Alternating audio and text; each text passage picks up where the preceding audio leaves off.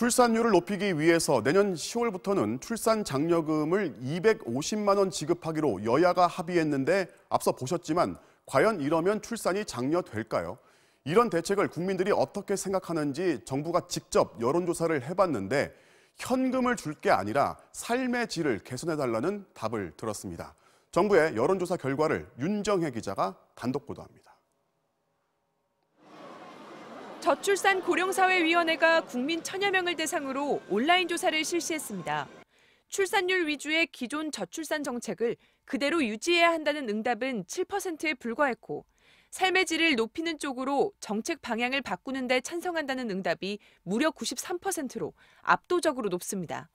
삶의 질 제고를 위해 우선해야 할 과제로는 보육 돌봄 체계 확립과 주거 여건 개선, 육아휴직 등 일과 생활의 균형 순이었습니다.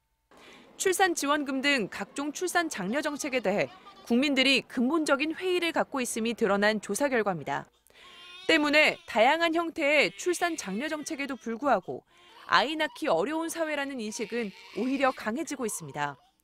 현재 우리나라는 아이를 낳아 기르기 좋은 사회냐는 질문에 전혀 그렇지 않다는 응답 21%를 포함해 부정적인 응답이 80%를 넘습니다. 가장 큰 원인은 집값입니다. 집값이 워낙 비싸 아이를 낳아도 안정적으로 살 곳이 부족하다는 겁니다. 아이를 믿고 맡길 곳이 부족하다. 여성의 경력 단절을 피할 수 없기 때문이라는 응답이 그 뒤를 이었습니다.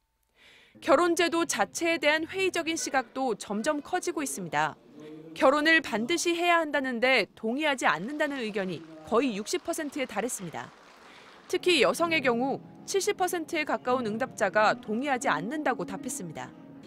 저출산 고령사회위원회는 이 같은 설문조사 결과를 바탕으로 저출산 정책의 목표를 삶의 질 개선으로 전면 수정하고 구체적인 실행 방안들을 확정해 오는 7일 발표할 예정입니다. MBC 뉴스 윤정혜입니다.